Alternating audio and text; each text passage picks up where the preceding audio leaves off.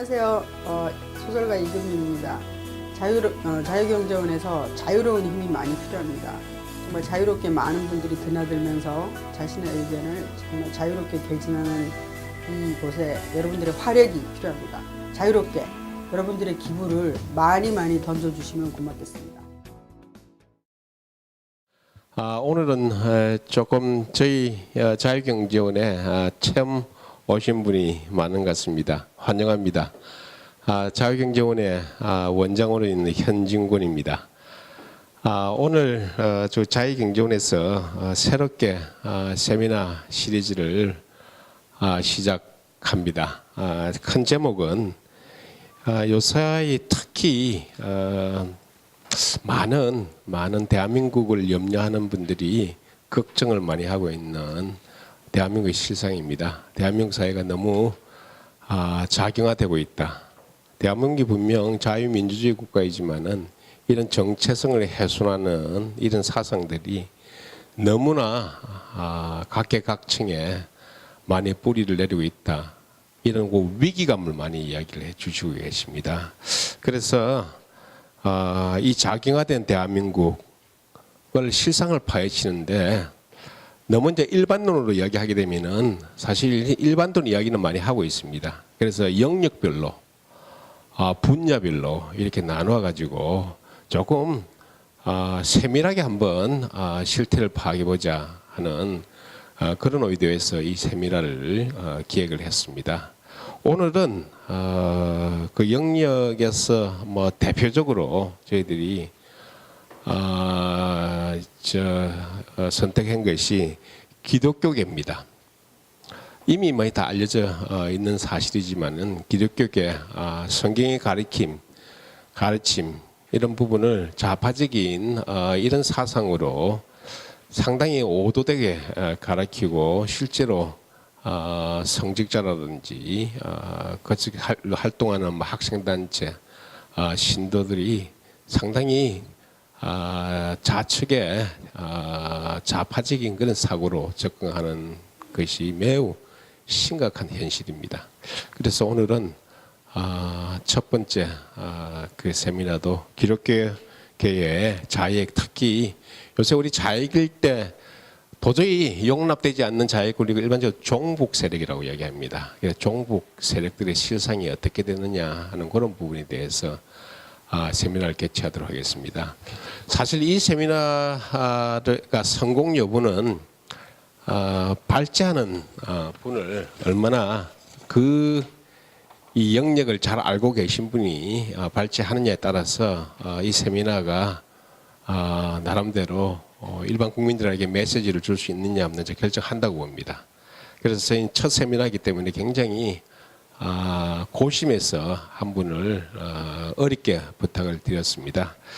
하시는 일은 굉장히 다방면의 일을 하고 계시는데 요사이 특히 북한 인권 운동 관련해서 활발하게 활동을 해주시고 특히 기독교계에서 기독교계에 계시면서 이런 문제를 많이 지적해 주시는 분입니다. 박성업 선생님이 모셨고요. 이어서 두 분의 보완된 토론을 저희들이 모셨습니다. 먼저 대한민국 문화예술인의 공동대표로 있는 남정욱 대표, 이분은 주로 소설 그리고 일간지에 주기적으로 자유시장경제 그런 관점에서 기고를 많이 해주시는 분입니다. 두 번째 분은 이미 이런 종북 이런 문제에 있어서 항상 목소리를 많이 높여 오션 잘 알려지신 분입니다. 자유통일문화원의 이해란 원장, 이렇게 두 분을 모셨습니다. 자, 그러면은 우리 발표를 아무리 자료를 저희들이 많이 준비를 했기 때문에 이분이 맥시멈 1시간 정도 이렇게 듣고 이어서 토론 두 분 합해서 30분 이내로 해서 토탈 1시간 반 정도 사이즈로 해서 이 세미나 마치도록 하겠습니다. 자, 그럼 먼저 발표자 박성업 선생님 부탁드리겠습니다. 반갑습니다. 저는 박성업이라고 합니다. 저는 이제 기독교계에서 교인으로서 이제 북한 분들에 대한 상황을 접하고 어떻게 하면 도울 수 있을까 하고 여러 이제 방법을 모색하던 중에 특이하게도 기독교회가 북한 인권에 관심이 없다는 걸 제가 계속 확인하게 됩니다. 근데 저희 아시겠지만 아무리 비기독교인이라 할지라도 기독교계가 항상 내거는 어떤 이념들 가치 키워드를 얘기하자면 사랑, 연합, 뭐 도움의 손길 뭐 이런 것들이라고 얘기할 수 있는데 특이하게도 북한 인권에 대해만큼은 무서워리 말지 조용한 게 기독교계였습니다.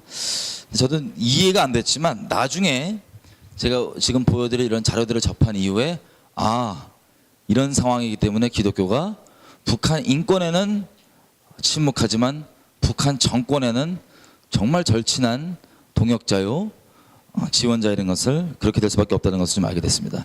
여러분 제가 오늘 나눌 내용은요 실명이 많이 등장합니다. 미리 양해 말씀을 부탁드리지만 명예훼손이나 비방의 목적이 없습니다. 제가 이 내용을 좀 얘기를 하다 보니까 지금 이미 법정으로 좀 이렇게 치르고 있는 내용이 있어요. 지금 3심까지 가 있는데 2심의 판결이 나왔습니다. 2심의 판결을 제가 미리 좀 말씀드리면 여러분 기독교는 아시다시피 아무리 기독교인이 아니라도 십계명이라는 게 있다는 걸 들어보셨을 겁니다. 십계명에서 가장 중요한 것 그리고 이것 때문에 기독교가 욕먹을 때도 있지만 그렇게 중요한 것이 뭐냐면 제1계명 나 이외에 다른 신을 두지 말라. 이게 기독교인이 아닐지라도 다 아는 그런 내용이라는 것은 익히 알려져 있습니다. 특이하게 뭐 주체사상을 저희가 깊게 들어갈 필요 없이 주체사상 안에 있는 수령론이라 그러죠. 거기에 의하면 북한은 김일성을 당연히 하나님으로 여기고 있습니다. 또 복잡하게 들어가면 주체사상을 따르는 분들도 수령론은 빼놓고 따르는 분들이 간혹 있어요. 하지만 그럴지라도 사람이 중심이 되는 인본주의라고 얘기하죠. 사람 중심되는 이념이고 사상이기 때문에 신본주의, 신이 중심되는 기독교랑은 물과 기름처럼 섞일래야 섞일 수 없는 게 일반적인 기독교인들의 상식적 이해입니다. 그런데 보시면 이분들이 제가 지금 밝힐 어떤 단체와 이분들이 오랜 동안 그렇게 활동을 해온 결과를 통해서 판결이 이렇게 나왔습니다. 제 발언은 이거였습니다. 피해자들이 교회 내에서 주체 사상을 신봉하면서 교회를 박살내고 무너뜨리고 하나님을 회방하는 것이 목적인 종북 좌파 단체다라는 발언에 대해서는 법원에서 무죄가 나왔습니다. 무죄가 왜 나왔냐면요. 법원이 하는 말입니다. 이들이 자기의 직위를 사용해서 일정적인 이념적 스펙트럼을 계속해서 동일하게 가지고 주장해 왔고 활동해 왔다. 그래서 이런 것들을 인정할 수 있는 바 이와 같은 이들의 지위와 적극적 활동 내용을 고려하면 저죠 피고인이 위와 같은 표현을 사용한 것은 합리적 근거가 있을 뿐만 아니라 상당한 범위 내에서 피해자들에 대한 비판과 평가 내지 사실의 적시를 허용할 필요가 있고 이것은 기독교계와 구성원 전체의 관심과 이익에 관한 내용으로 볼 수 있다.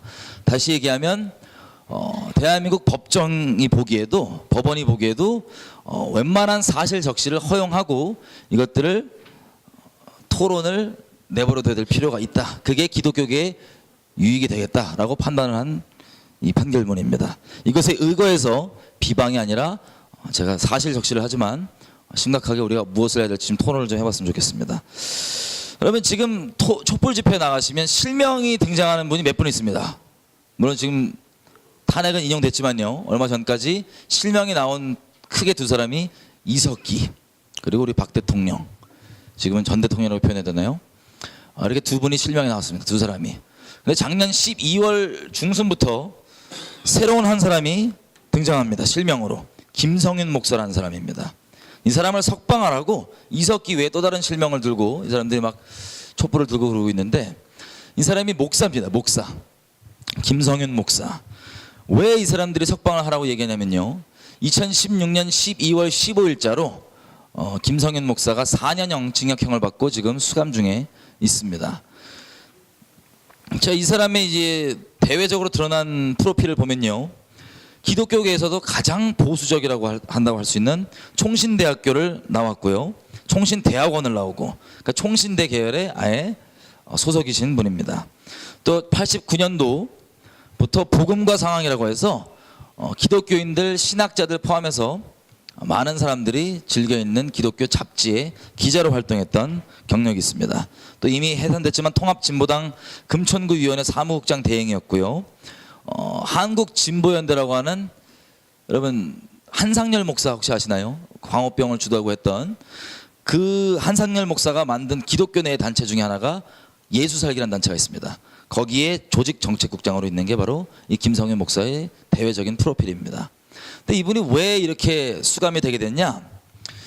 내용을 보면 외국에서 이 나라 저 나라에서 북한 공작원들을 접선을 했어요. 접선을 하면서 정세를 보고하고 공작금 수령하고 그리고 대한민국의 지하당 조성하기 위한 그런 활동을 하려다가 이분이 잡혀가고, 우리가 잘 알고 있는 천낙봉 실명되면 안 되나, 하여튼 그런 이런 사건에만 연루되면 이제 뛰어드시는 변호사분들 있잖아요.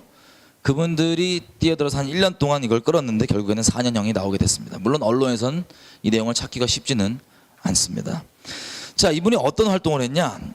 이 활동을 좀 보면 북에 여러 가지가 있지만 북에다 이제 암호화해서 이 정세들을 이제 보고를 한 내용들이 있습니다. 이분이 그 중에 보면 이 보수적인 총신대학에서, 기독교 중에 보수라고 할 수 있죠, 총신대학에서 언론사를 이분이 만들었습니다. 합동헤럴드라고 하는. 근데 보고서에 보면 뭐라고 돼 있냐, 이렇게 돼 있어요. 이 언론사를 만들었기 때문에 보수적인 기독교 지도자들에게 선전선동이 용이하고 정보 수집이 요긴하게 된다라고 북한에 보고했습니다. 본인이 만든 언론사예요. 또 우리가 잘 알고 있는 한때 2013년이었나요?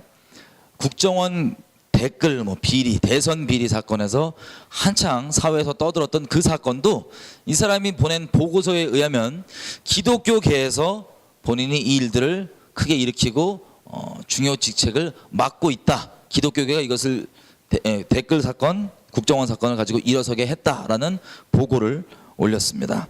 또 세월호 같은 이런 사회적 운동 있죠. 여기도 사회적으로 본인이 참여하고 활동하고 있다는 내용들을 북한에 보고서로 올린 바가 있습니다. 자, 이런 보고서예요. 이분이 보고서에 의해서 올린 그 활동에 의하면 그 활동들은 대한민국에서는 성서한국이라고 이름하는 많은 단체들과 교회들이 연합해서 만든 연합체입니다. 이 성서한국이 우연히도 그 활동을 주로 해왔던 것을 확인해 볼 수 있습니다. 자, 희망정치시민연합이라고 하는 기독교인 이사들이 만든 정치 시민 단체입니다. 근데 여기 보면 김성윤, 아까 얘기했던 잡혀가신 그분 있죠. 이분이 여기 임원으로 있는데 나머지 한 90% 이상의 이 임원진들과 대표들은 다 제가 말씀드렸던 성서한국의 임원진들과 대표들로 구성되어 있습니다. 자, 이게 그 성서한국인데요. 여러분 홈페이지 들어가시면 지금도 찾아볼 수 있는 겁니다. 혹시 여러분들 아실 수 있는 이름들이 많이 있어요. 왜냐하면 아주 사회적으로 유명하신 분들도 여기에 대표나 고문이나 이런 모양으로 참여되어 있기 때문에 그렇습니다. 손봉호 교수, 국사편찬위원회 이만열 장로, 그리고 기독교계의 복음주의 4인방이라고 해서 4대 큰 목사로 여기는 홍정길 목사님, 그리고 지금 저기 지구촌 교회 있죠, 큰 교회, 거기에 대표인 이동원 목사님, 이런 분들이 대표로 있는 아주 큰 단체입니다. 자, 이렇게 구성되어 있는, 성서한국이 구성되어 있는 단체들만 보더라도요, 북한 관련 단체가 5개 이상, 그리고 사회, 그리고 교회 개혁하겠다고 하는 그것이 정치 영역 포함해서 한 6개 이상, 그리고 대학교 캠퍼스에 있는 이런 우리 동아리를 같은 것들 있죠. 그런 것들이 이렇게 있고, 또 교육기관들이 있고, 또 지역별로 이게 나눠져서 활동을 하고 있습니다. 공동체 운동도 하고 있고요. 마을 공동체 이런 것 있죠. 공동체 활동도 하고 있고, 그 외에 교사들, 그리고 기독교 법률가회 등등 사회 웬만한 모든 영역에는 이들이 다 이미 자리를 잡고 있습니다.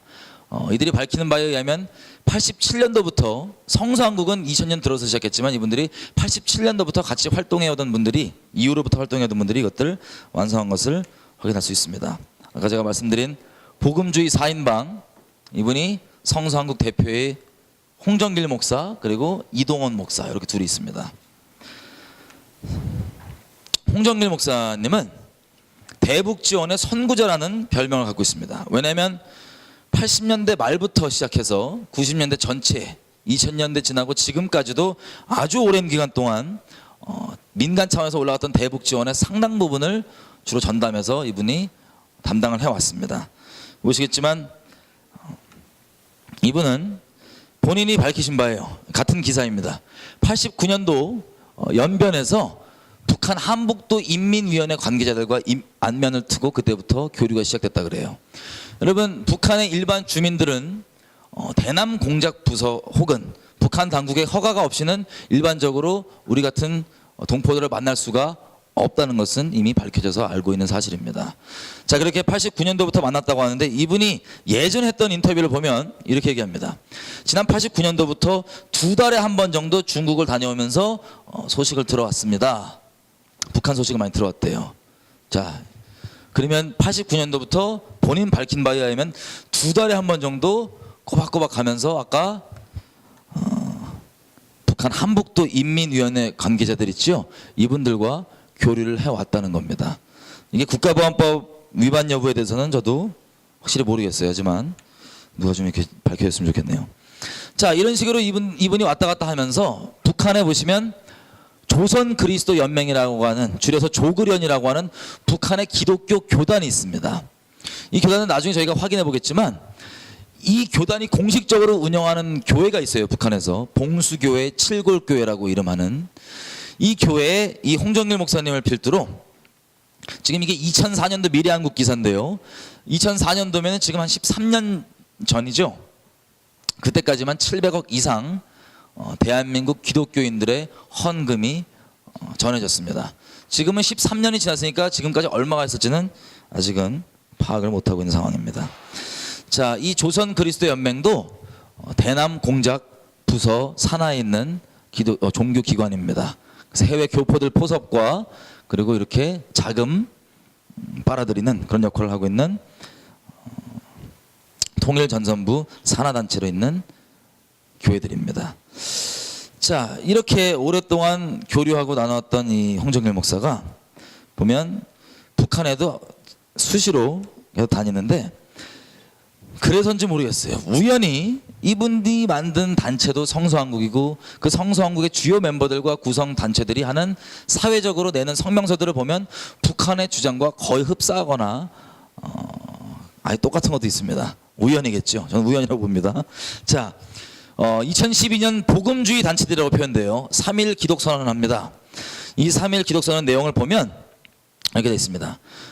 연평도 포격 사태, 그리고 천안함 이런 사건들의 이유는 뭐냐면 한미 합동훈련이 그 원인이라고 밝히면서 그것을 그러니까 빨리 접어야지 평화가 온다는 내용들을 얘기하고, 개성공단 활성화하고 금강산 관광 재개 등 그리고 대북 인도적 지원을 무조건적으로 다시 시작해야 된다. 이게 일괄적으로 이들이 계속해서 주장해오는 내용입니다.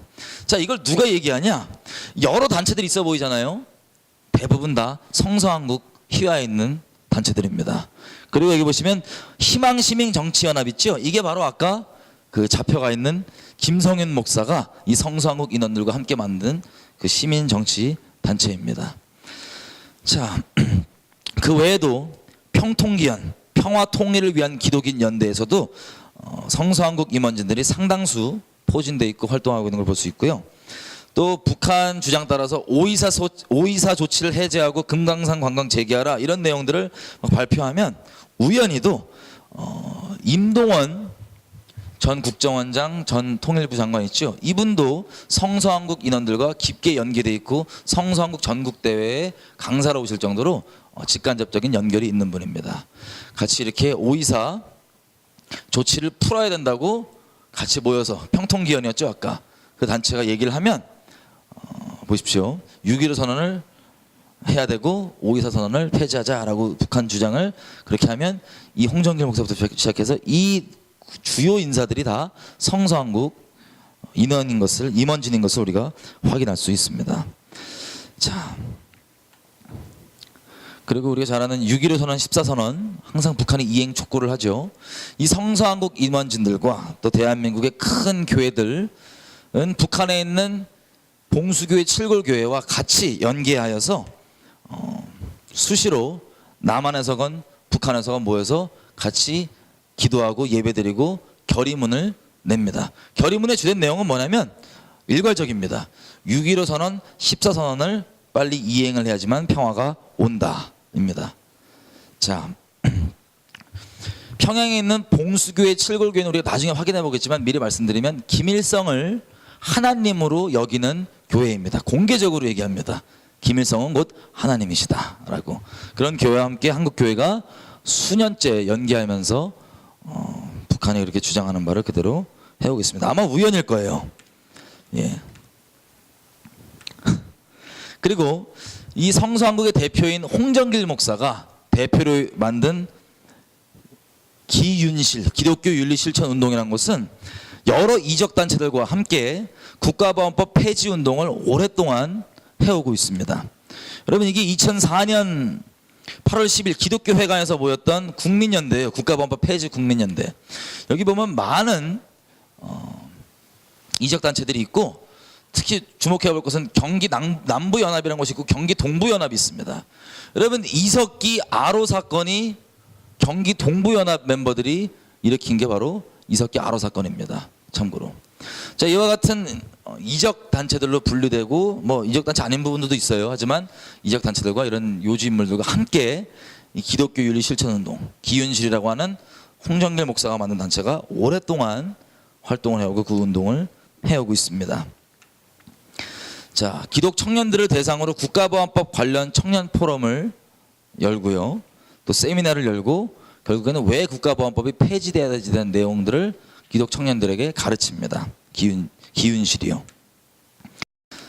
자, 그리고 이들은 아시겠지만 아까 김성윤 목사가 북에 보낸 보고서 내용 중에 보면 국정원 댓글 사건 있잖아요. 대선 개입 사건. 자, 요즘엔 아시겠지만 북한이 대놓고 공개 지령을 내립니다. 인터넷으로 구국전선 혹은 우리민족끼리 같은 이것에 대놓고 공개 지령을 내리면 한국에서 이적 단체들이나 혹시 이적자로 분리된 분들이 이렇게 공개적으로 튀어나와서 저 주장을 받아서 활동을 하고 시위를 벌입니다. 근데 이 내용을 한번 보겠습니다. 이게 지금 2013년 7월 4일 날 날짜로 나온 기사인데 북한에서 공개적으로 국정원 사건을 일으키라, 이때다라고 막 선동을 공개적으로 지령을 내렸습니다. 그런데 이렇게 이적 단체들이 나오는 것은 어느 정도 이해를 할 수 있는데 기독교인 입장에서 우연히 성서한국이 나서서 이 모든 걸 또 맡아서 활동을 합니다. 이게 여러 단체처럼 보이지만 다 성서한국이고요. 성서한국 홈페이지 내용입니다. 모교 기도회를 열어서 청년들에게 국정원 해체를 해야 된다고 하는 이 일이 북한이 공개 지령을 내린 지 한 달쯤 지나서 이렇게 성서한국이 활동하는 바입니다. 그리고 이런 뭐 시국 기도회, 그리고 1120명의 목사들이 모여서 시국 선언문, 이게 지금 다 국정원 댓글 사건이에요. 그래서 국정원 해체해야 된다고 주장하는 이들이 보시면 이 주도자가 성서한국의 주요 임원이고요. 방인성이라고 하는.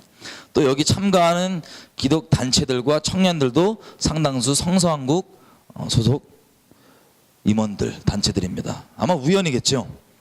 예. 그리고 기윤실도 절대 빠지지 않습니다. 아까 홍정길 목사 만든 기윤실도 국정원 개혁해야 된다고 그 날짜들의 즈음에 맞춰서 나와서 하고, 지금은 촛불이 많이 들고 있지만 예전만 해도 촛불 띄엄띄엄 들었었거든요. 큰 이슈가 없으면.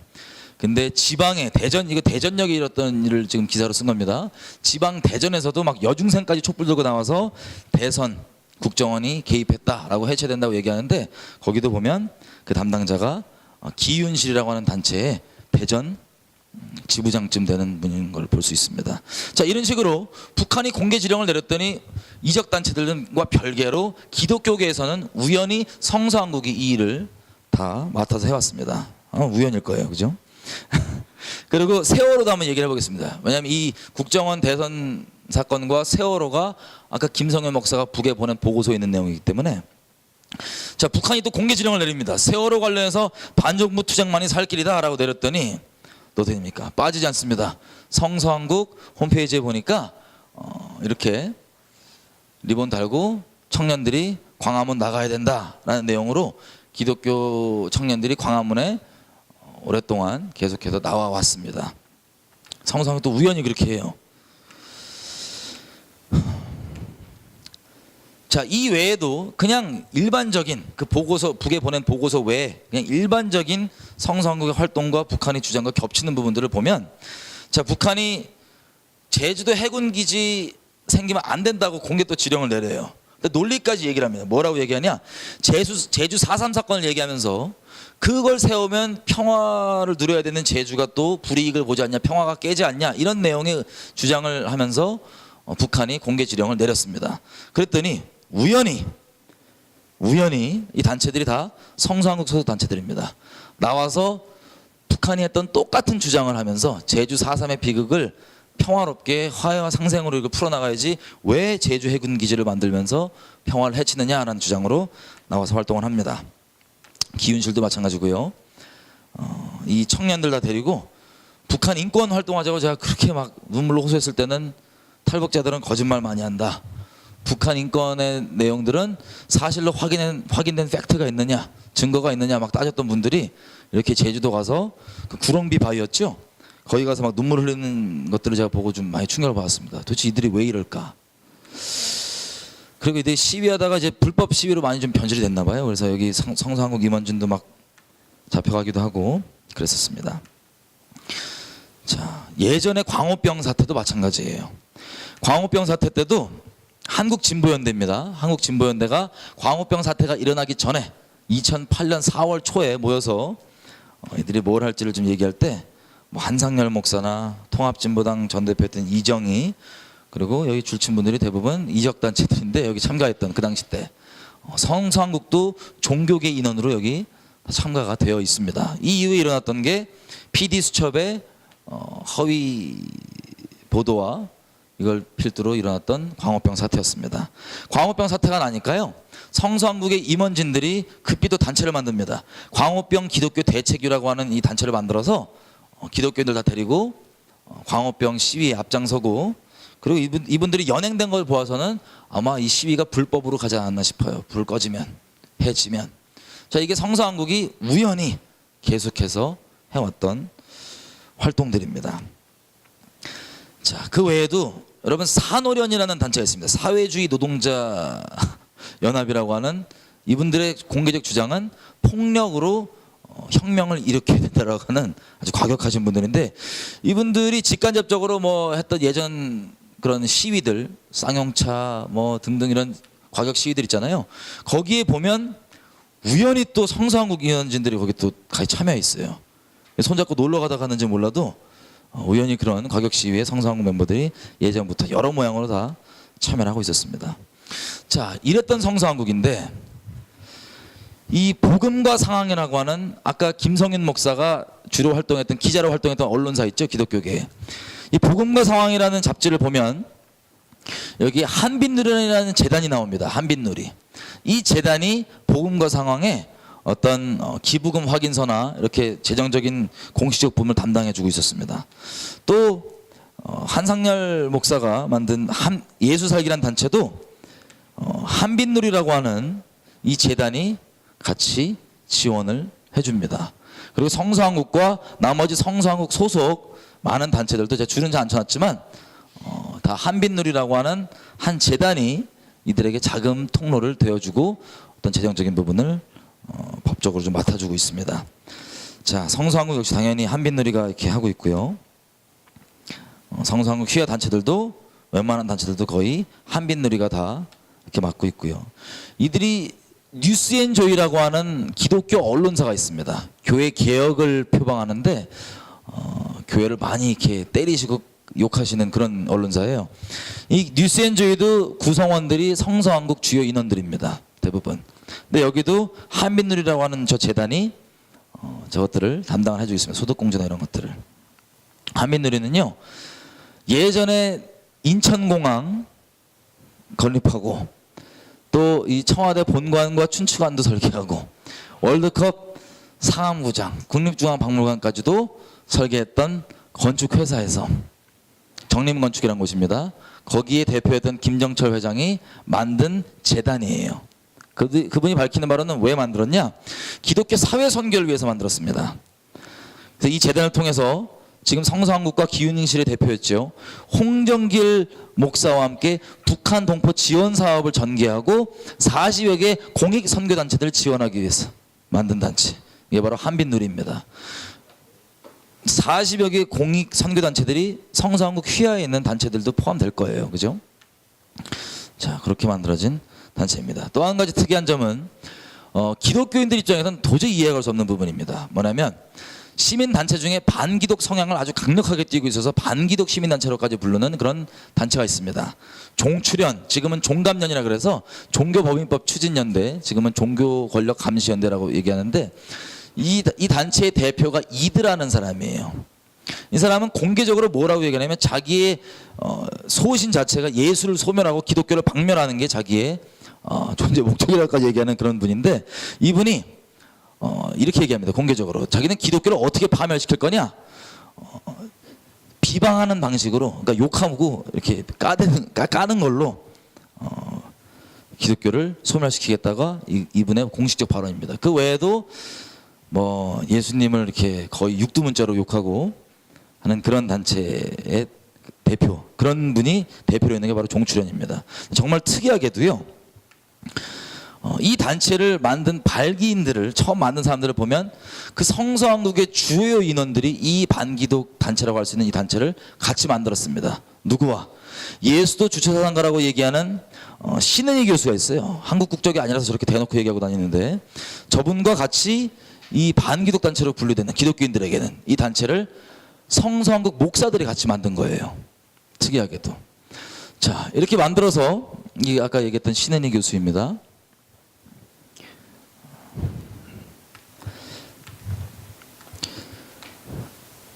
자, 이 내용이 언론에 공개가 되니까 여기 같이 단체를 만들었던 목사가 인터뷰를 합니다. 뭐라고 인터뷰하냐?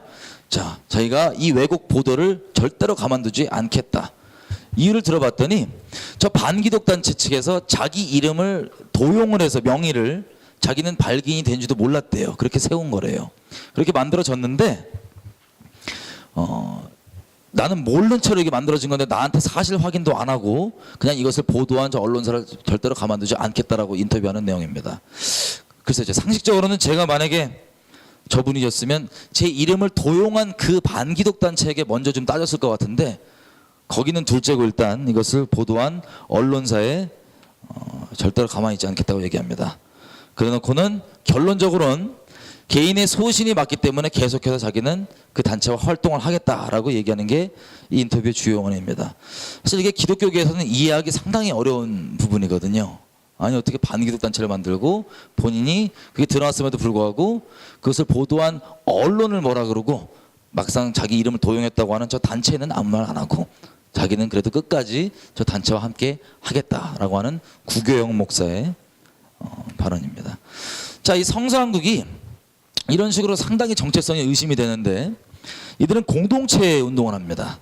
예전에는 아름다운 마을 공동체라 그러고 지금은 제가 이것을 공개한 이후로 이름을 생명평화연대로 이름을 바꿨습니다. 근데 여기 보면은 이제 박원순 서울시장과 또 연결이 돼 있어요.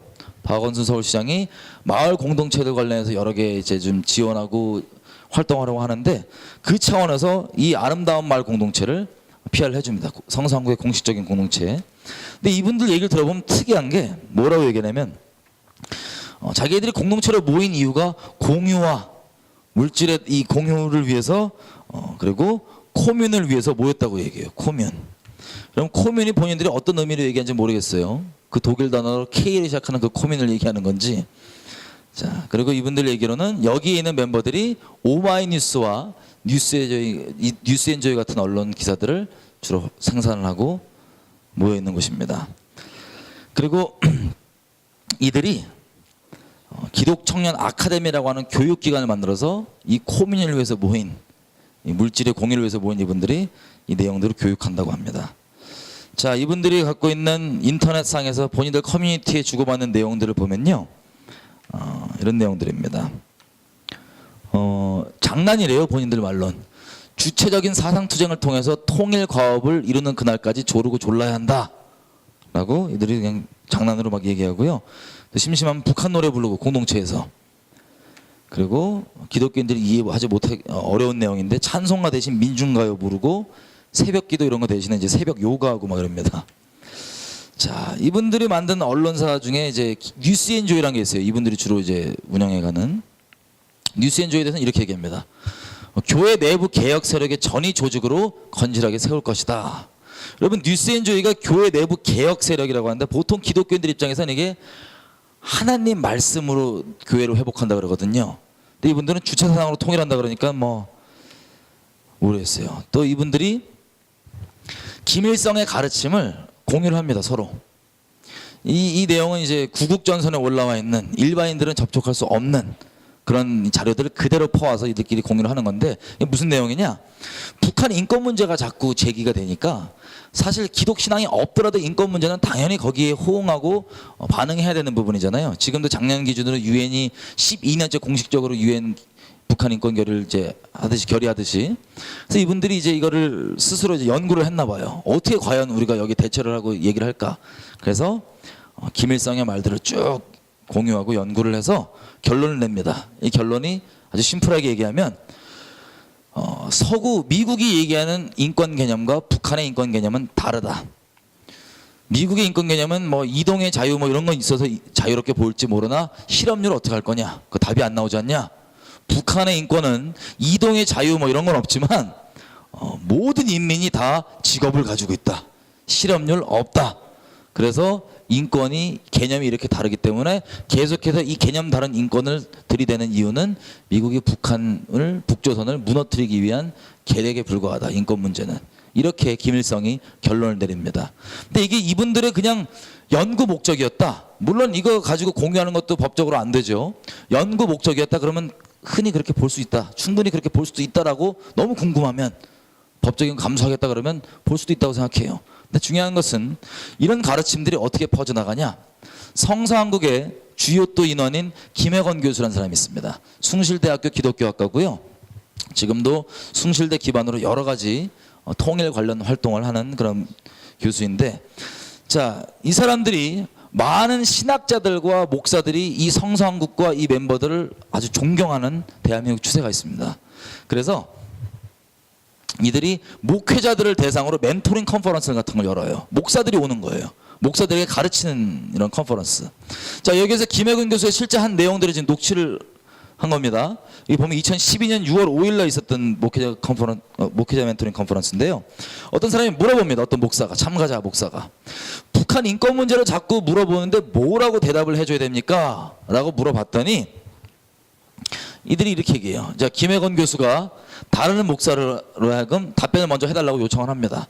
이 목사의 답변은, 자, 옳기 때문이 아니라 그냥 참아주는 거다. 정의롭기 때문이 아니라 우리가 잠잠하고 있고 저들이 바뀔 거고 과도기적이기 때문에 세습이라던가 인권 문제도 있지만 우리 입장은 침묵이다.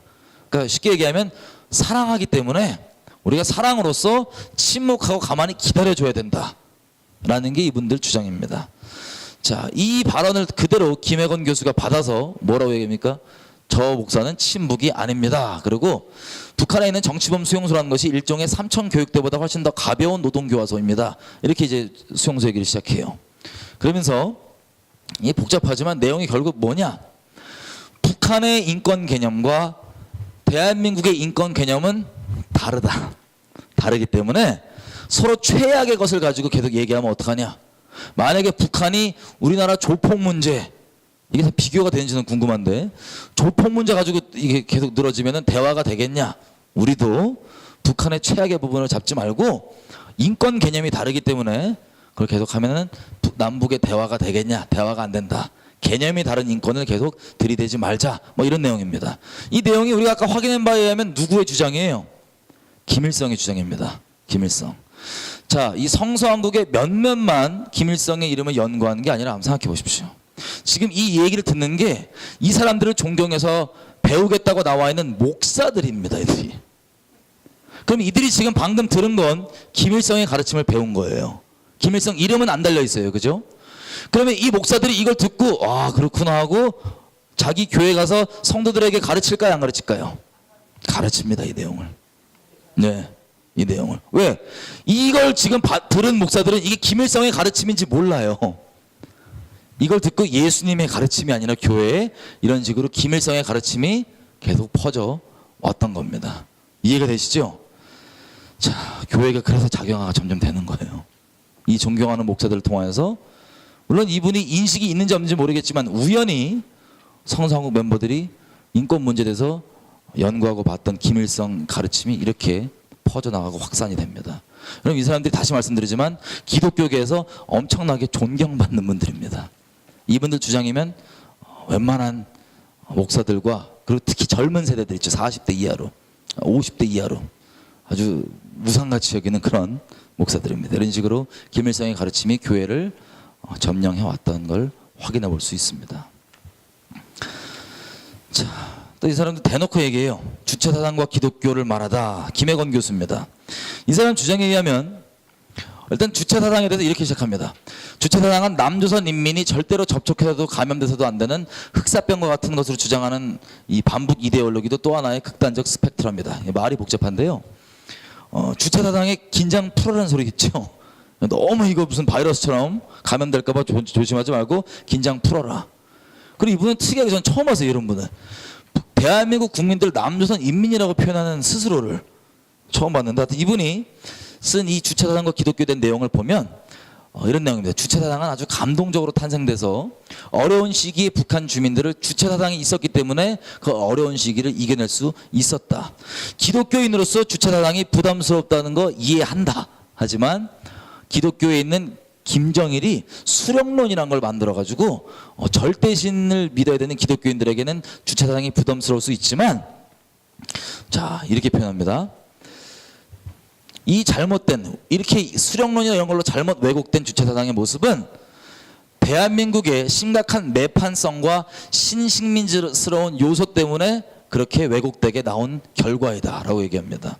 여러분 매판성과 뭐 이런 신식민지스러운 이런 내용들은 일반 우리 기독인들은 거의 쓰지도 못하고 어린이들은 알지도 못해요. 무슨 뜻인지. 우리가 알고 있는 대로 매판성이 뭐냐면 제국주의의 식민지로서 이 국가의 이익을 팔아 넘기는 것들 이게 매판입니다. 대한민국이 지금 매판을 한다 그러고 또 신식민지스러운 요소 그러니까 그냥 식민지보다 개념이 좀 다르긴 하지만 어쨌든 이 사람 입장에선 대한민국이 식민지라는 인식이 있는 겁니다. 그리고 매국 중이다. 이 기득권 세력이.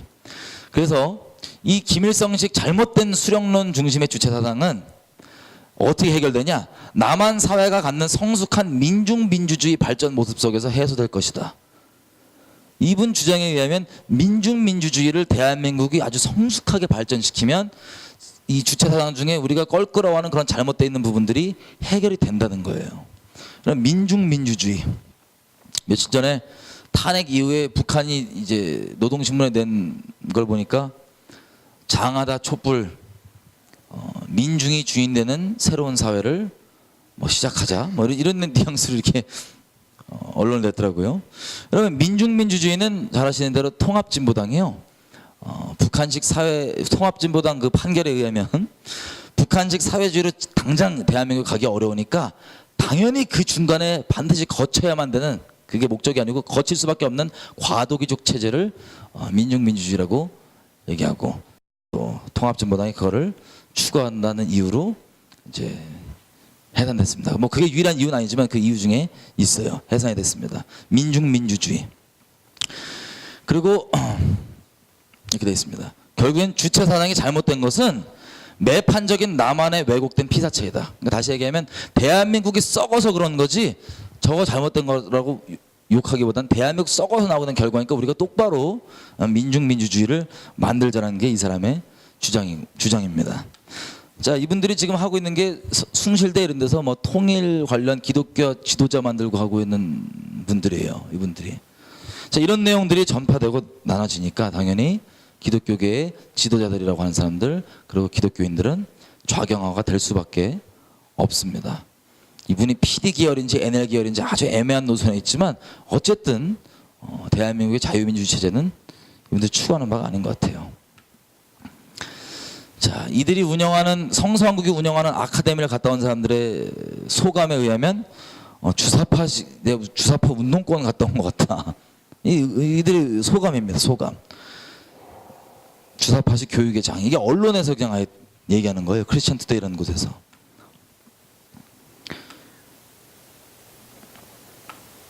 자, 그리고 성서왕국에 이제 전국 대회를 합니다. 전국에서 다 청년들을 모아서 전국 대회를 성서왕국에 하는데 2013년 시간상 제가 그냥 말씀을 드리면 2013년 전국 대회에서 이들이 모여서 집회를 하는데 지금 보시는 이런 영상들 있지. 이게 저녁에 메인 강의 직전에 틀어주는 영상입니다. 이 영상은 이들이 만든 건데 바벨론 제국주의에 대해서 우리가 물들면 안 된다라는 내용들의 이제 영상이에요. 근데 이 영상의 결론이 뭐냐? 이 영상의 결론은요, 놀랍게도 이런 내용입니다. 역사를 보면 계급이 있어 왔잖아요. 그런데 지금 자유로운 민주주의 사회라고는 하지만 돈이라는 보이지 않는 계급이 계속 존재하는 것 같고, 그리고 우리는 이미 자본주의 시대라는 배 위에 올라서 있습니다. 물길을 따라 흘러가다 보면 나는 누구인지, 왜 이곳에 있는지 잊고 살 때가 많습니다. 만몬과 바알이, 그러니까 돈 귀신이 지배하는 바벨론 제국, 과연 우리는 누구일까요? 이런 식으로 이 청년들 몇 명이 나와서 이 자본주의 사회에서 자기가 아무리 노력하고 뭐 해도 씨알도 안 먹힌다는 내용들의 인터뷰들과 구성을 한 다음에 결론은 우리는 그렇게 안 보이지만 이 사회는 돈에 의해서 뭐가 있다고요? 계급이 있대요. 계급이 있는 것처럼 여겨진다. 이렇게 5분짜리 예고 영상이 나가고 아까 우리가 봤던 성서왕국의 김혜건 교수가 강연을 시작합니다. 제 영상으로 다 있지만 시간상 제가 강연 내용을 녹취한 부분을 잠깐 얘기하면 이렇게 됐어요. 자, 우리가 회사에서 이 김혜건 교수의 강연 내용입니다. 우리가 회사에서 한겨레 신문을 보면 들어가기 힘든 이유가 고분고금함성이 없어지고 저항성이 많은 사람이 되기 때문에 특정 크리스천 기업에는 한겨레 신문을 보는가라고 물을 때 본다라 그러면 다음 단계로 진출을 못한다. 한겨레 신문 보는 사람을 매우 싫어한다라고 하면 그 다음 단계까지 갈 수 있다. 그런데 평소에 1인 시위하거나 촛불 집회하거나 제주 강정마을 왔다 갔다 하면 얼굴에 벌써 강한 저항성이 나타나기 때문에 면접이 2차까지 가지 못한다. 그래서 이들은 정확하게 알아본다. 누가 이 회사에서 노조를 결성할 것인가. 이런 깨끗한 노조 없이 60년 지내온 이 기업에서 누가 노조를 만들 것인가를 동물적 감각으로 알아차립니다.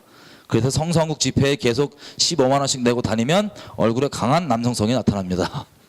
이런 얘기를 쭉 이렇게 시작합니다. 우스갯소리로. 그래서 사람들은 뭐라고 얘기하냐? 특정 노조 없는 기업에 들어가서 임금의 2.7배를 더 받으면서 조용조용하게 지나기로 결단하면 이것이 바로 뭐냐? 내시 환관으로 되기 서약하는 거고, 사실상 어떤 거래가 있는 거냐? 내가 15시간 동안 회사에 붙들려 있겠습니다. 내가 정규직이라고만 불리게 해주십시오. 비정규직 이 단어는 내게 너무 지긋지긋합니다. 나는 정규직에 낙토해서 영원히 노예가 되어도 좋습니다. 이것이 오늘날 소위 취업이라고 하는 그런 상황입니다. 자, 우리나라 사람들이 3년 군대를 갔다 오면 DNA가 바뀌고 형질이 바뀐다. 3년 군대 갔다 오면 무기력한 회의주의 실영업자가 되고 착하지만 여전히 역사의 대세를 움직일 수 없는 힘을 완전히 박탈당한다. 군대 갔다 나오고 나면 체제 수능적인 사람이 되고, 다시 말해 계급의 질서를 위협하면 살아남을 수 없다는 그런 사람이 되므로 이런 생각을 할 수 있도록 군대 갔다 오면 그렇게 DNA가 바뀐다. 체제와 계급에 순응한다. 그리고 얘기하는 게 팍스 로마나, 이방인이 타자가 온순해질 때까지 정복하라. 이게 베르길리우스가 얘기하는 팍스 로마나인데, 미국 사람이 진짜 평화를 사랑한다. 얼마나 평화를 사랑하냐면 전 세계 평화를 해칠 수 있는 가능성을 미리 무장 해제한다. 그래서 이것이 평화를 사랑하는 럼스펠드와 딕 체니의 생각이다. 앞에서 곡괭이 주고 누가 지나가니까 뒤에서 뭐 낫자루 하나 들고 지나가니까 이거 대량살상 무기네. 그리고 가서 다 무장 해체한다는 거예요. 자, 이런 식으로 이 사람들이 제국주의에 대해서 지금 설교하는 내용이거든요. 강의 내용이. 이 제국주의는 이 사람들 말에 의하면 미제국주의, 그리고 자본주의라고 하는 자유시장 경제 있죠. 이 내용들을 암시하고 있다는 거 우리가 추정해 볼 수 있습니다. 그리고 결론적으로 이렇게 얘기합니다. 삼성의 돈 먹으면 삼성 사람이 되는 거고 애플 돈 먹으면 애플 사람이 되는 거고, 그래서 취직한다는 것은 어떤 거냐면 정교한 인신매매가 이루어지는 장면이다. 돈을 먹는 자는 돈을 먹이는 자의 종이 된다. 지금 우리나라는 뭐냐? 전 세계에서 부당한 돈을 먹은 사람이 진창과 수련에 빠진 사람들이 이 나라의 국정을 농간하고 있다. 이런 대한민국의 하나님 나라는 망명 정부를 차릴 수밖에 없는 거다. 하나님 나라의 거룩하고 신적인 상해 임시정부가 다시 서야 한다.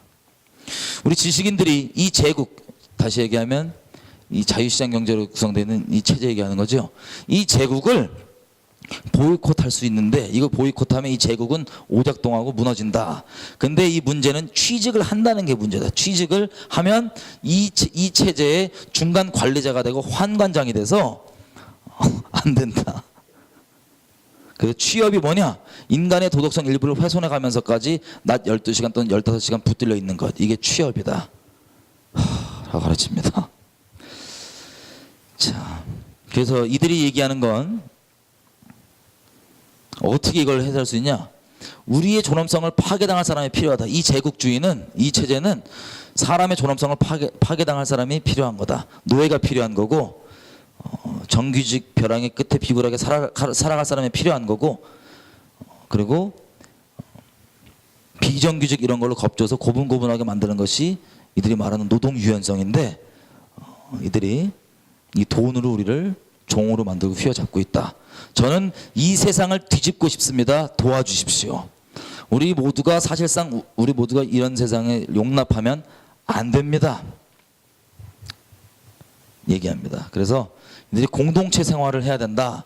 자, 이 제국을 오작동하기 위해서는 임시정부, 망명정부급 그런 공동체를 만들어서 내 그 삶의 방식으로 살아가는 것이 가능함을 보여주는 방법이 가장 놀라운 반제국주의 운동이 된다는 것이다. 이게 이들의 강연 내용이에요. 이들이 인식하고 있는 이 자유시장 경제와 이 체제는 이들이 뒤집어 엎고 싶다고 얘기하고 대놓고 오작동 이렇게 해야 된다. 거기 순응하면 안 된다. 이것을 어떻게 없앨 수 있냐? 어떻게 뒤집을 수 있냐? 자기네들이 만든 공동체에 같이 들어와서 활동을 하면 된다는 거예요. 그 공동체가 뭐냐? 아까 저희가 봤던 성서한국 키와에 있는 아름다운 마을 공동체 있죠? 코뮌, 물질의 공유를 위해서 모였다고 하는 그 마을도 이분들이 얘기하는 공동체 중에 당연히 하나겠죠. 자, 이런 식으로 여러분 이게 무슨 사상이에요? 예. 여러분 아까 민중민주주의를 얘기했지만 민중민주주의 자체가 왜 위헌이냐? 대한민국 헌법은 계급으로 국민들을 나누지 않습니다. 하지만 이 공산주의 유물론은 뭐예요? 돈 있고 없고가 사람 계급 나누는 기준이잖아요. 쉽게 얘기하면. 그런데 이제 얘기하는 것처럼 돈에 의해서 계급이 있다라고 하는 예고편 영상 띄우고 제국주의 얘기한 다음에 이것을 뒤집어 엎자고 얘기하는 게 이들이 주로 이렇게 공개적으로 기독교인들을 대상으로 강연하는 내용인 것을 확인해 볼 수 있습니다. 이분들은 아예 뭐 국가도 인정하기가 참 애매한 것 같아요. 이렇게 얘기해요. 2008년도에 이 주요 인원이 구교영이라는 목사가 쓴 글입니다. 자, 광복절, 건국절 논란 뭐 요즘에도 있죠. 자, 이 내용 얘기할 때 이렇게 얘기해요. 처음부터 역사 의식을 그리 기대하지 않았지만 잃었던 조국을 되찾는 일, 광복이 없고서야 어찌 반쪽 정부나마 다시 세울 수 있는지. 건국입니다. 생각해 보면 삼척동제도 다 아는 이것만 이 정부는 이해하지 못합니다. 무슨 뜻이에요? 이분들은 대한민국을 나라로 확실히 인정하는 걸까요? 아니면 좀 애매하나요? 상당히 애매합니다. 이분들이. 그죠?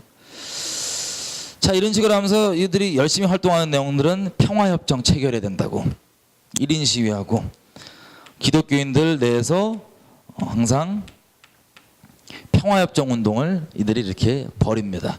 여러분 평화협정은 잘 아시겠지만 북한적 사전에서 북한이 말하는 사전에서 평화협정은 주한미군 철수 뭐 이런 게 다 포함되어 있습니다. 그리고 예전에 이적단체로 이제 판결받은 범민련이나 이런 단체들의 판결 내용을 보면 이런 평화협정 운동도 당연히 이들의 필수 조건입니다. 이게 국보법 위반으로 범민련이 받은 판결문인데요. 여기 보면 외국군 철수, 핵무기 철수, 휴전협정의 평화협정으로 대체, 국가보안법을 비롯한 악법의 철폐 등 이런 것들이 이적단체의 요소라는 거예요. 이 판결로 범민운동 이적단체가 됐는데 지금 보면 성서한국도 사실 크게 다르지 않아 보입니다. 이런 이적단체들의 활동과. 자, 문제는 뭐냐면요. 이 성서한국이 워낙 기독교계에서 큰 단체이다 보니까 이런 내용들이 어떻게 계속 퍼져나가냐. 여러분 기독교계에서 계속해서 한 몸이 되자, 서로 하나가 되자라고 하는 사람 듣기에 좋아 보이는 이런 말들을 하면서 연합운동을 많이 펼칩니다. WCC라고 하는 것부터 시작해서 여러 가지를 하는데 이 WCC 같은 것도 교회들이 다 하나 되자 이런 거예요. 근데 2014년도에 3년도에 WCC 부산에서 한 그 총회에서 낸 성명서를 보면 이런 내용입니다. 자, 한반도의 평화를 위해서 우리가 이걸 해야 된다. 결의서를 내는 거예요. 이 교회가 전체가 다 모여서. 북한에 대한 기존 경제 제재와 금융 제재를 해제해야 된다. 그리고 이 지속적인 인권 위기에 대해서 어떻게 하냐? 인도적 지원을 다시 시작해야 된다. 이게 이들의 결의문 시작 부분입니다. 이들 주장에 의하면 우리가 알다시피 일반 우리 북한에 살아남고 계신 분들은 재래식 자유경제 시장이지만 장마당 이런 토대로 많이 살아남고 계시잖아요. 그죠? 근데 이들 주장에 의하면 경제 제재는 북한에 있는 가난한 사람들을 처벌하는 수단이 되기 때문에 빨리 풀어야 된다. 그리고 대북 지원을 해야 된다. 그리고 비핵화에 대해서는 이 중국과 똑같은 말을 씁니다. 한반도 비핵화. 그래서 이 원자력 발전소도 그 핵 아니냐. 그래서 북한 핵뿐만 아니라 이것도 같이 풀어야 된다. 한반도 비핵화를 해야 된다. 원자력 발전소 대한민국도 없애고 북한도 그러면 이거 없애면 저것도 없앨게라고 하는 한반도 비핵화 얘기를 합니다. 평화를 위해서. 많은 분들이 속을 거예요. 그리고 미국 때문에 이 한반도 지역에 신냉전이 여전히 유지되고 있고 그래서 한반도의 평화를 위해서는 한반도에 지금 하고 있는 모든 외세, 모든 군사훈련을 중단하라. 결국은 뭐 중단하라는 거예요? 예, 한미훈련제 중단하고 결론적으로 평화협정을 이룩하자. 주한미군 철수하자. 뭐 이런 내용입니다. 이게 성서한국뿐만 아니라 성서한국이 워낙 유명하고 큰 단체다 보니까 여기에 있는 분들이 또 직간접적으로 움직여서 많은 단체들이 있어요. NCK, 뭐 기독교 웬만한 지도자들이 다 모여 있는 이분들이 사랑과 화합, 평화 이름으로 이렇게 대남 노선, 북한의 대남 노선을 그대로 주장을 하고 있는 실정입니다. 지금 상황이. 이렇게 공개적으로 주장을 해도 이미 오랜 기간 동안 이들이 고의인지 우연인지는 전 잘 모르겠지만 그런 식으로 아까 몇 가지를 봤죠. 대놓고 공산주의, 대놓고 이 NL이 뭡니까? NL이 주사파들이 흔히 있는 그 NL 사람들의 인식은 대한민국은 식민지와 미 제국의 식민지인데 이것을 빨리 해방을 해야 되는데 그러기 위해서는 이런 일들이 필요하다. 이 내용과 같잖아요, 그죠?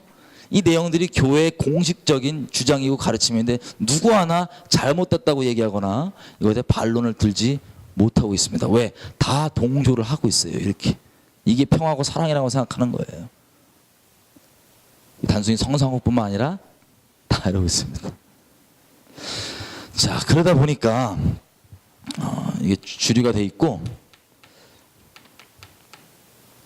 이 외에도 성서한국 외에도 크게 이제 제가 아까 말씀드렸던 평양에 있는 봉수교회입니다. 여러분 북한에 보면은 정리를 해보겠습니다. 김일성을 하나님으로 믿는 봉수교회 칠골교회. 자, 거기에서 조선 그리스도 연맹이라고 하는 교단이 만든 교회예요. 흔히 기독교계는 교단이 있으면 신학교를 기반으로 그 교단이 있고요. 대표적인 교회들이 그 밑에 있는데 북한에 있는 조선 그리스도 연맹은 주체신학이라고 표현합니다. 통일신학, 주체신학. 이 신학이 김일성을 하나님으로 여기는 성경에 나와 있는 하나님과 메시아를 김일성으로 여기는 그 내용으로 만들어진 봉수교회 칠골교회입니다. 자, 홍동근 목사라고 하는 사람이 만들었는데요. 저기 애국 열사령에 지금 묻혀 있는 사람입니다. 북한에. 이 사람을 필두로 대한민국의 기독교계는 크게 이렇게 세 기둥이 있어요. 이런 북한의 의견들을 본인이 인식이 있는지 없는지 모르겠지만 추종하는 분들이 크게 세 기둥이 있는데 오늘 좀 자세히 본 것들은 이쪽 기둥입니다. 뭐 여러분 아시겠지만 향림교회나 이런 교회는 대놓고 좀 활동하기 때문에 이미 아실 거라 생각합니다. 이렇게 있고요. 그리고 외국인 목사인 오대원 목사, 이분이 예수전도단이라고 하는 아주 유명하고 큰 기독교 선교 단체를, 아주 오래된 단체를 만드신 분인데, 이분 필두로 예수전도단 자체가 그러진 않지만 예수전도단 출신의 유명한 사람들이 이렇게 뉴코리아라는 운동을 합니다. 뉴코리아 운동 얘기를 풀어서 들어보면 낮은 단계 연방제와 거의 다를 바가 없습니다. 그냥 북한만 뭐라 그러지 말고 대한민국 너도 썩었기 때문에, 이들이 잘 쓰는 양비론을 사용해서 둘 다 나쁘다, 대한민국 너도 썩었기 때문에 너는 뭐 묻은 게 북한을 나쁘다고 손가락질 하지 말고 기독교인답게 겸손하고 아주 낮은 마음으로 너나 잘해라. 그래서 북한이건 대한민국은 썩었지만 서로 장단점이 있기 때문에 둘이 합쳐서 새로운 한국을 만들어 보자 라는 뭐 그런 주장입니다. 자, 이런 것들 계속 해오는데, 이 인원들도 저쪽뿐만 아니라 이 인원들도 북한에 다 엄청나게 왔다 갔다 하십니다. 됐습니다. 예, 이상입니다.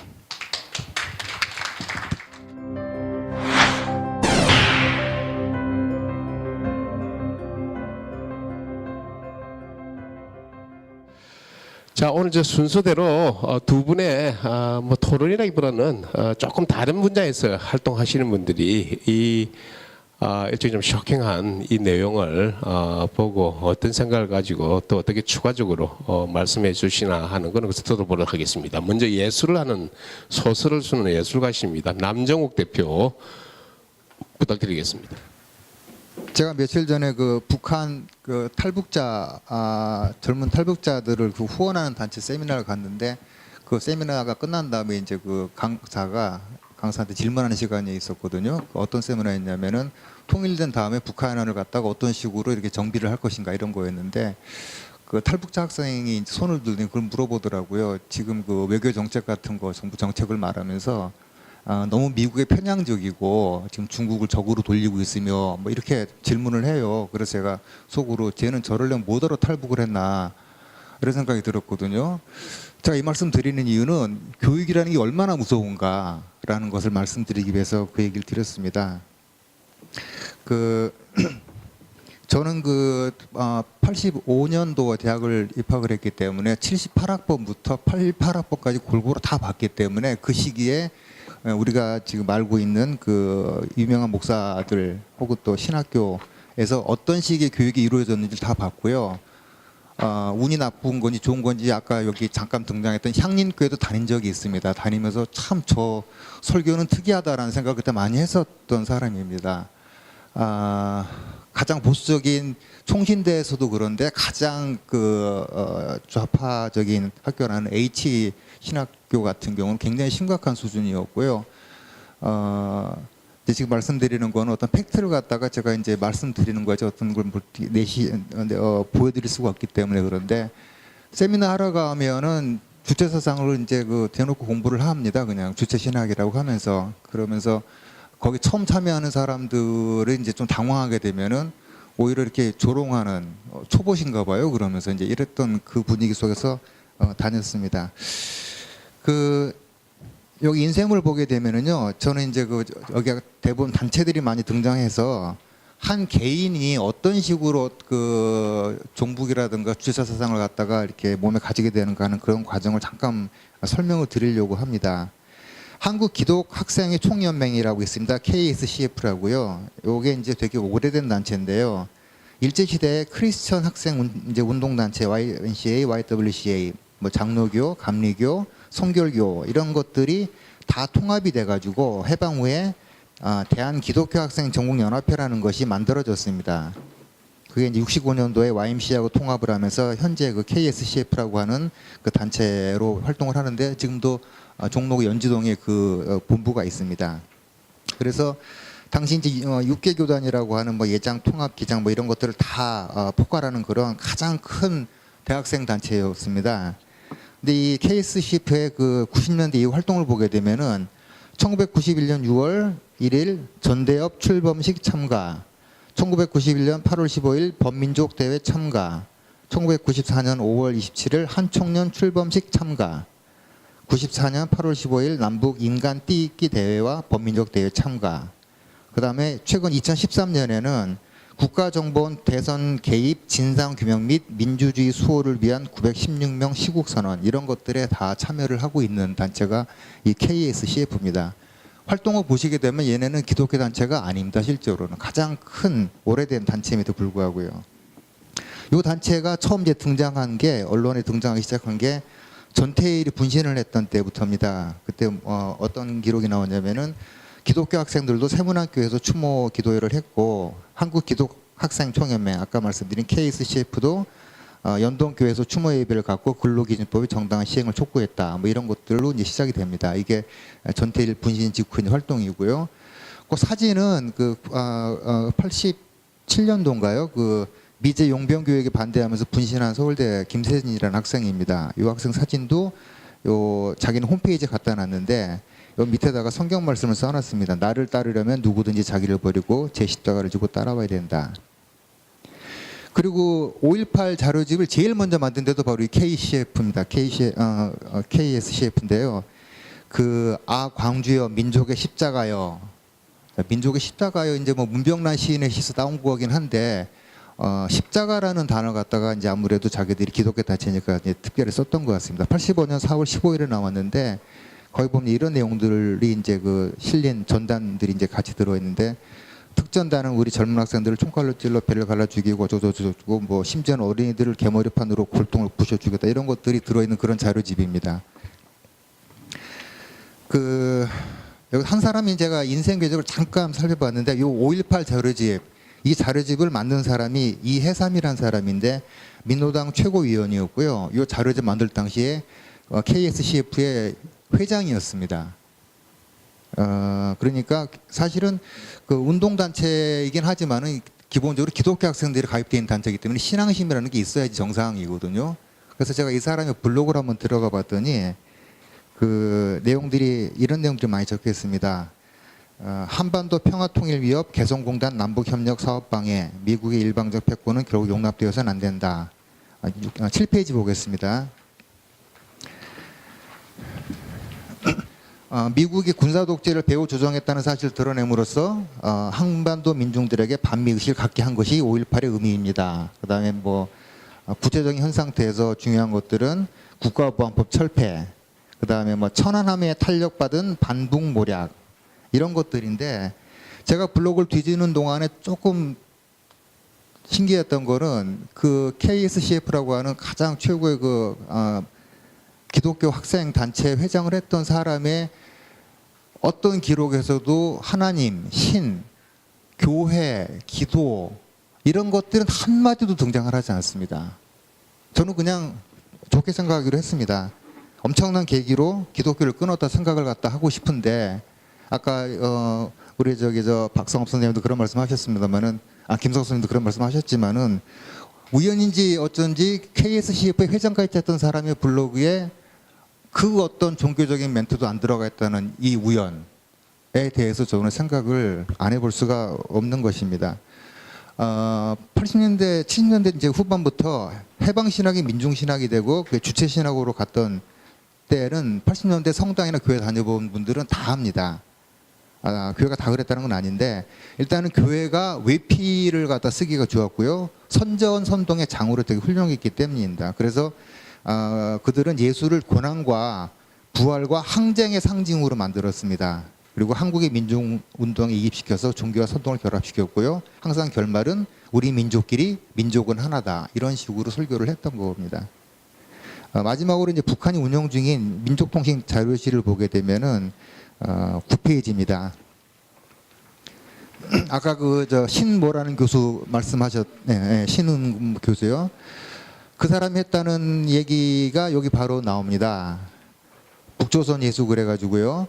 조선 하늘에서 조선 예수, 조선 하나님을 믿읍시다. 이것은 김일성이 한 말인데 이 얘기를 갖다가 신 교수가 그대로 하고 있습니다. 줄친 부분만 보겠습니다. 예수의 정신을 재현하며 살아가는 역동적인 운동 속에 예수 사건 속에 예수는 부활의 영으로 여기 인간의 고난 속에 역사에서 실존하고 있는 것이다. 따라서 이제 우리는 북조선 예수를 만나야 된다. 그다음에 두 번째 줄침대입니다. 북조선 예수는 김일성 주석이라고 속 시원히 말하고 싶다. 그러나 이 명제도 종래의 서구신학의 도그마에 빠진다면 다시 인간을 억압하는 종교교리에 불과할 것이다. 주체신학 자체도 끊임없이 역동하고 변화하며 인간이게 하며 인민이 주인되는 신과 인간의 어쩌고저쩌고 신인간학으로 나아가야 한다 하면서 이런 얘기들을 북한에서 자료실에 남겨놨습니다. 이런 설교를 너무나 오랫동안 듣고 컸던 80년대 학번들인데요.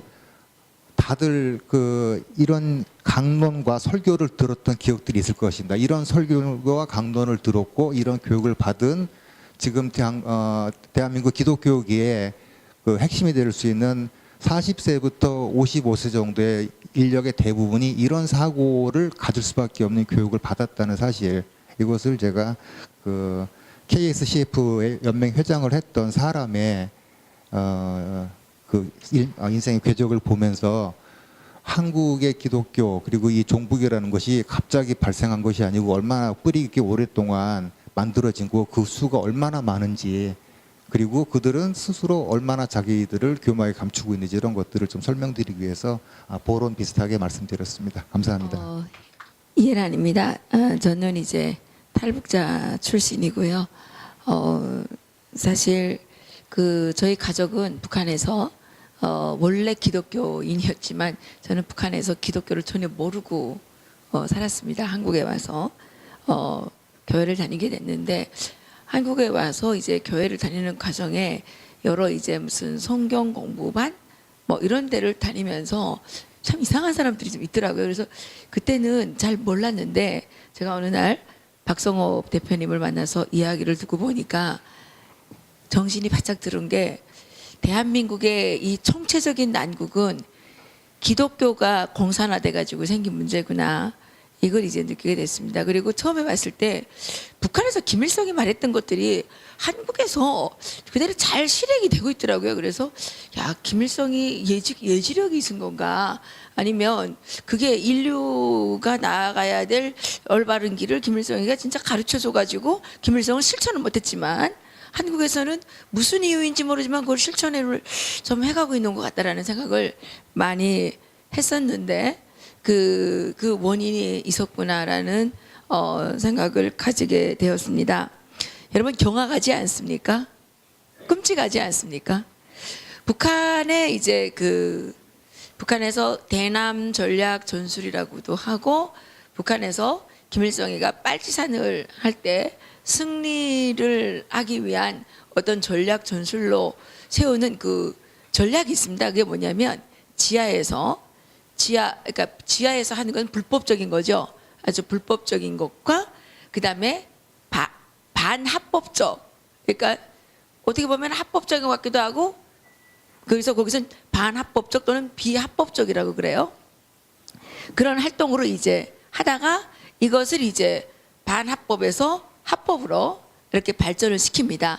그래서 제가 이거를 이제 우리가 집을 살 때를 대입을 한다면 지하에서 살다가 반지하로 나왔다가 또 이제 뭐 빌라 같은 거 낮은 집에 좀 살다가 돈 많이 벌면 저기 고층 아파트 이제 좋은 데로 올라가는 것처럼 이렇게 네 가지 발전 단계를 거치게 되는데, 이게 보니까 지금 한국은 이 발전 단계에 넘어서 지금 고층 아파트에 올라갔는데 너무 높이 올라가 가지고 전혀 보이지 않는 그런 상황 속에 있다는 것을 저는 말씀드리고 싶습니다. 저는 다른 부분은 잘 모르겠고요. 제가 탈북자 대학생들을 데리고 이제 영어 성경 공부를 시작을 했고, 그 아이들을 만나는 과정에 이 아이들이 너무 좌파적인 생각을 많이 하기 때문에 깜짝 놀라서 이제 그 학생들을 데리고 한 10몇 년을 이제 씨름을 해왔습니다. 그러는 과정에 여러 사람들을 만났고 여러 목사님들을 만났고 이제 그러는 과정 속에서 보니까 이 대학생 단체 속에 끼어든 특히 기독교 통일운동, 여기가 지금 상당히 오염이 많이 돼 있는데요. 저희 단체에 있는 학생이 그때 성균관대학교에 다니는 학생이었는데 이 친구를 그 제가 회장을 시켜놨는데 어느 날 그 저기 거기를 저기를 갔다 오더니 그 뉴 코리아 운동 무슨 대학생 단체가 있어요. 이렇게 연세대학교 애들도 모이고 뭐 이렇게 모이는 애들이 있는데 그 모임을 백이찬 씨가 지도를 한다 그러더라고요. 그래서 신촌에서 무슨 모임을 하는데 우리 모임에서 끝나고 거기를 이제 계속 갔다 왔는데 어느 날 와가지고 노무현 대통령 사망됐는데 아버지 사망된 것보다 더 슬프게 울고 있더라고요. 그래서 내가 뭐라고 그랬는데 얘가 이제 회장을 때려치고 나갔어요. 근데 그 아이로 말하면 13살 때 꽃제비가 돼서 북한을 탈출한 아이입니다. 그런데 한국에 와서 신앙도 아주 좋았어요. 교회를 아주 열심히 다녔습니다. 그런데 교회를 열심히 다니는 아이들 중에 좌파가 되는 애들이 상당히 많습니다. 특히 교회적으로 무슨 북한 사역하는 이런 교회들에 다니면서 애들이 거기서 이제 오히려 북한에 있을 때보다 더 세뇌가 돼가지고 뭐 연방제 통일을 강력하게 주장을 하는데 제가 그 학생들하고 싸울 수가 없는 거예요. 얘네들은 뭐 제가 얘기하는 거를 듣지를 않고 그러면 무조건 자기 주장을 내세우는데 딱 말하는 형태를 보게 되면 이종희가 왔다가 울고 갈 정도의 그런 수준으로 이제 돼 있는 겁니다. 그 유코리아 아까 그 대표 유코리아의 이제 그 예수전도단 그 오대원 목사의 수양딸이라고 하는 오테레사라는 이 친구가 있는데 이 친구가 이제 처음에는 여의도 순복음교회를 다녔고 과정 속에서 뭐 오테레사라고 이름도 바꿔가지고 원래는 이름이 방모인데 이름을 여러 번 바꿔가지고 어느 이름이 진짜 이름인지는 좀 잘 모르겠어요. 근데 어쨌든 오테레사라는 이름으로 불리는데 이 친구가 그 오대원 선교사의 수양딸로 자처를 하면서 그쪽 이제 있는데 탈북자들이 이쪽으로 빨리 빨려 들어갈 수 있는 부분은 뭐냐면 지금 통일 전문가, 북한 전문가라고 하는 분들 중에 기독교인들이 있습니다. 여기에서 이 뭐 그 이름을 거명해도 되는지 모르겠지만 그 허문영 장로겠죠? 허문영 장로라든가 김병로 교수라든가 이런 분들은 아시아 연합 신학대학교인가요? 거기서 이제 교수도 하고 그래가지고 그런 분들이 이제 그 통일 운동을 많이 주도를 하셨는데 그런 분들의 이제 이렇게 같이 이렇게 엮이면서 그 통일 운동에 이제 깊이 관여하게 되면서 그 통일 코리아를 위한 100일의 기도라고 하는 책까지 써냈는데 제가 보기에는 그 오테레사는 북한에서 대학교를 나오지 않았고 중학교를 졸업하고 온 친구기 때문에 여기에 와서 공부를 했다 그래도 그 친구가 쓴 그런 종류의 책을 써낼 만한 그런 것까지는 저는 되지 않는다고 생각을 합니다. 그런데 분명 이 책은 누군가의 도움을 받아서 책을 썼을 것입니다. 그리고 그게 저기 사랑의 교회에서 하는 그 뭡니까? 주빌리 구국기도회 거기에 필독서였습니다. 그런데 거기에 그 책에는 뭐가 돼 있느냐? 이 북한의 주체성을 인정해야 된다는 겁니다. 아까 우리 박성업 선교사께서 얘기한 것처럼 양비론으로 이 대한민국도 썩은 게 많지 않냐? 그러니까 이 공산당도 포용해야 되고 뭐 이런 류의 그 여설이라고 불러야죠. 여설을 퍼뜨리면서 이제 그 지금은 미국, 캐나다, 러시아 전 세계를 다니면서 이 친구가 통일 코리아를 세우는 100일 기도라 그래가지고 이거를 지금 퍼뜨리고 다니고 있습니다. 그리고 백이찬 씨가 통일 코리아 협동조합인가 이걸 만들어 가지고 처음에 초대 이사장이었는데 오테레사에게 지금 그 이사장 자리를 내줬다고 이제 얘기를 합니다. 그래서 제가 이 부분을 통해서 말씀드리고자 하는 것은 이 정북 좌파 세력은 정북 좌파도 아니죠. 정북 공산주의 세력은 지금 치밀하게 작전을 하고 사람을 키우고 거기에 이제 탈북자들을 이렇게 내세워서 그거에 자기들이 하는 거에 대한 정당성을 획득해 나가고 이제 있는 겁니다. 한때 북한으로 보내달라고 난리를 쳤던 요즘은 좀 조용해졌는데 김련이라는 친구도 역시 이 기독교 단체에서 이제 보호를 해주고 있고요. 제가 이제 그 교육을 시켰던 많은 그 아이들이 저는 돈이 그 사람들보다 많지 못하기 때문에 장학금을 그 사람들보다 많이 줄 수가 없었고요. 그 친구들이 이제 그 돈 때문에 거기를 많이 몰려가서 지금 이 시간에도 그 공산주의자로 이제 키워지고 있다고 봐야 됩니다.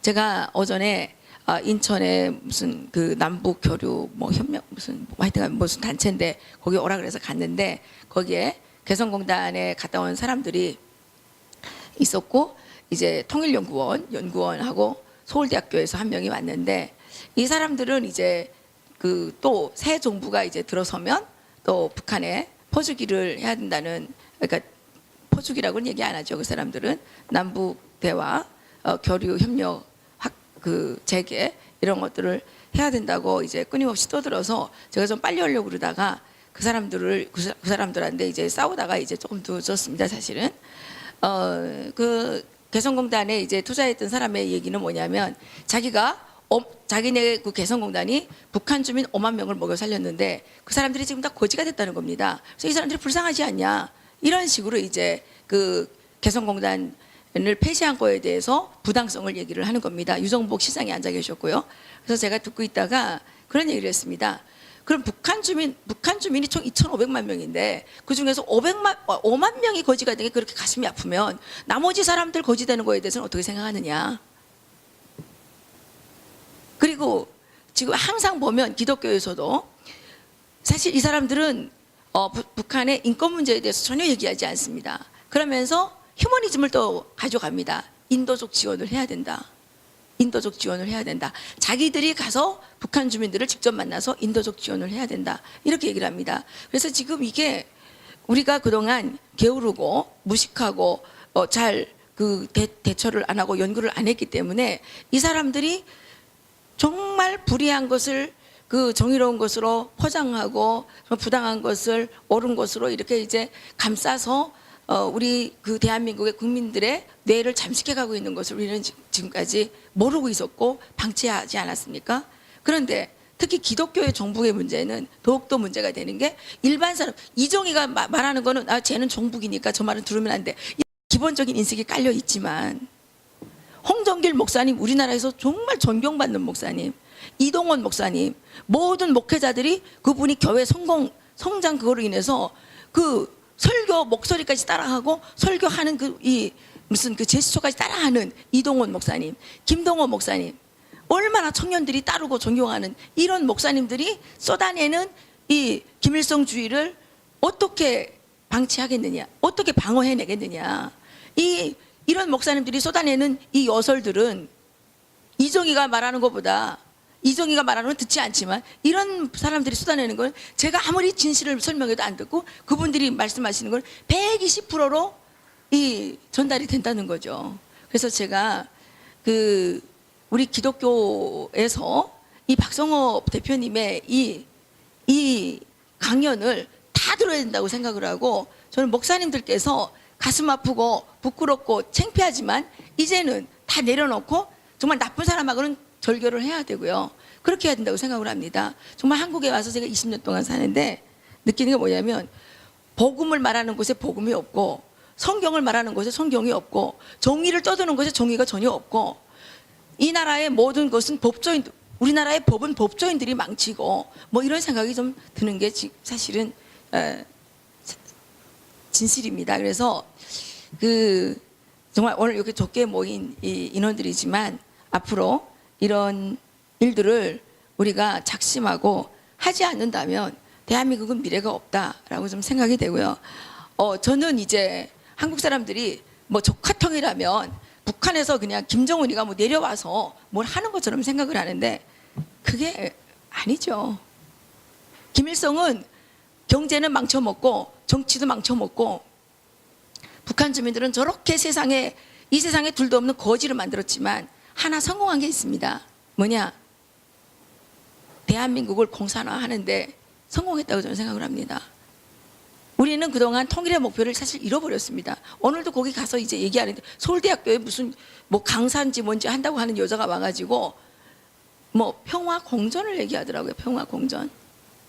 지금 평화가 공존이 될까요? 깡패가 옆에 있는데 옆에 있는 깡패 애가 우리를 계속 위협하는데 걔 보고 아무리 평화 공존을 하자 그래서 평화가 공존이 되겠습니까? 도대체 대한민국은 머리도 좋고 정말 80% 이상이 대학교를 졸업하고 우리나라의 유명한 교수님들은 다 미국 가서 유학하고 오고 이랬는데 왜 이렇게 초보적인 것을 잘 모르는지 저는 그게 정말 이해가 되지 않습니다. 그래서 우리는 통일의 목표를 사실은 잃어버렸다. 우리가 통일해야 될 것은 사실은 하나의 정부를 세우는 것도 중요하지만 그것보다는 북한 주민들에게 우리들이 누리고 있는 이 자유와 민주주의와 시장경제 체제를 누리게 해서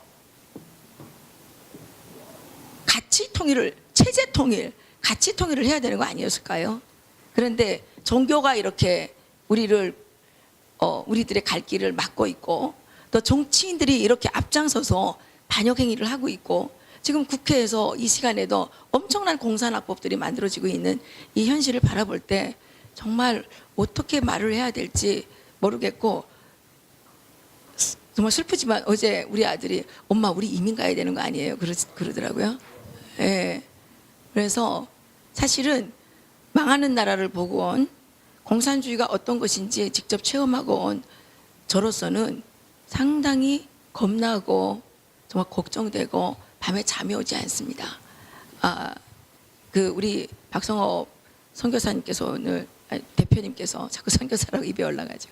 대표님께서 오늘 정말 훌륭한 발표를 해주신 데 대해서 박수 한번 보내주시죠. 그리고 예. 더 중요하게는 또 이렇게 중요한 자리를 좋은 자리를 마련해 주신 우리 현진권 자유경제 원장님께 정말 감사드려야 될 것 같습니다. 박수 한번 보내주십시오. 네, 저 마치겠습니다. 고맙습니다. 자, 두 번째 토론자하고 우리 박성엽 우리 대표께서 한 1시간 정도 말씀해 주셨는데 한 혹은 두 센텐스로 두 문장으로 오늘 말씀하시고 싶은 그 메시지를 짧게 좀 이야기해 주시죠.